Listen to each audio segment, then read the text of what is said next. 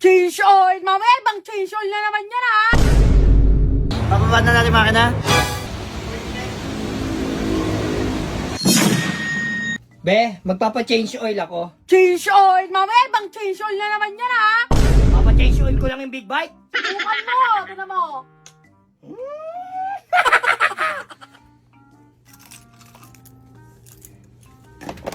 Ngayong araw ay gigisingin natin tong big bike kong natutulog. Magti 3 weeks na kasi tong hindi nagagamit. Kaya ipapa-PMS na natin mga bossy. Matagal na kasi natin tong hindi na PMS simula nung binili natin. At saan ba tayo magpapa-PMS? Malamang sa 01 Motos. Subok na subok. Basta big bike mga bossy. Kaya dito, i-cold start muna natin siya bago natin gamitin. At gusto ko nga pala sabihin sa iyo. My eyes, look into my eyes. Doesn't matter if they're blue, green, brown, they flash like fire. Colors of the earth, colors of the earth. Take your flag and stick it where you like. I'm reaching higher. Oh, darling, and if you think the planet's grip can hold me back, I am a rocket. There's no way you can stop me if you try. I never felt so free as I do right now. No way that I'm ever coming down. I'm on my way to leave the atmosphere. It's all coming clear. Say your au revoir, baby. I was made for the stars. Listen to my voice, listen to my voice. Coming at you. Boss Arch, Papabad na natin makina. aray ko. Bago, Bago lang yan, boss. Bago. Ibaba natin, kaya na maiakyat uli yan eh. Susi. Dito ba? Duda ako eh. Tinig na. Yun, no? So, ilan na ang auto na ito? 7K. Okay. Sige, di bale. Alamin natin kung tunay. Boss Arch, bababa ba talaga makina niyan? Ako tinanong mo eh.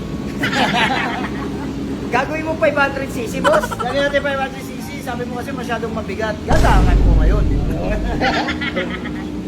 Pero boss, ano talaga yung gagawin natin dito? Ayun, no?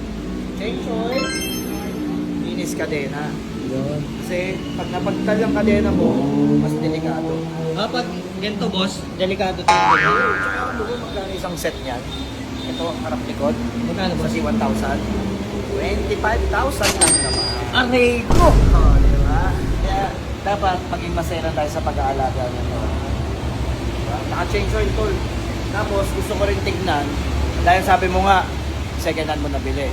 Hindi naman tayo nagdududa sa tropa. Pero syempre, just to be sure, para alam din natin yung kalagayan natin, i-check natin yung ECU, legit yung order. Tapos, titignan natin yung air filter. Sinabihan pa naman ako ng may-ari niyan boss. Sabi niya, pag peke daw yung Odo, isusoli ko pa daw sa kanya, tapos bibigyan niya pa daw ako ng cash. Panis!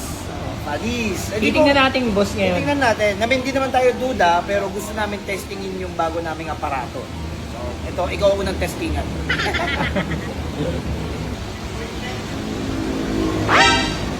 Aray. Ano boss? Yung gagamitin natin sa motor mo. Anong tawag dyan? Ano yun boss? Pandak stand. Matangkad dyan boss ha. Hindi, malit lang to. Pandak lang to. Ako mag-aangat eh. Sige boss. Kaya na ba? Kaya na ba? Walang masyari. Kaya pala may gento para dyan pa na yung boss. Oo, pansalo yan. Pag may big bike ka tol, kailangan mo ng ganito. Para pag nag-park ka, stable. Pero may available kayo dito dyan boss sa Siron Moto. Meron tayong mga ganito, yung may gumagalaw pa nga eh, yung pwede may tulak yung motor mo kahit saan, habang nakatayo. Woo! Ayan, turuan ka ng paddock stand ko lang. Ayan, pag 1,000cc, maganda talaga magkaroon ng ganito. Ayan, sabi ko lang yan dyan.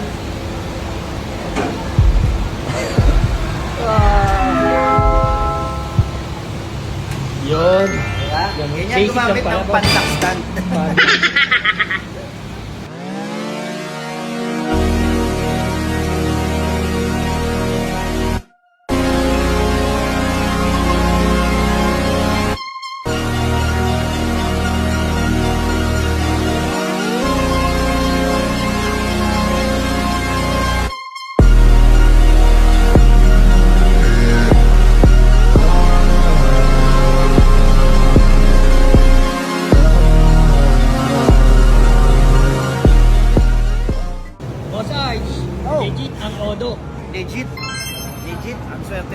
ingatan mo tong motor mo na to, ha. Goodbye. And guys, sa mga gusto magpa-PMS ng Save 1,000, dito lang kailangan. May mga tanong kayo sa motor nyo at di kayo sigurado, katulad ni Boss G, diyan mo naliwanagan siya sa motor niya. Kami na. Dito na. Tsaka kahit anong big bike, pwede dito, boss, no? Hindi, ayun, ang dami ng biktima ngayon dito.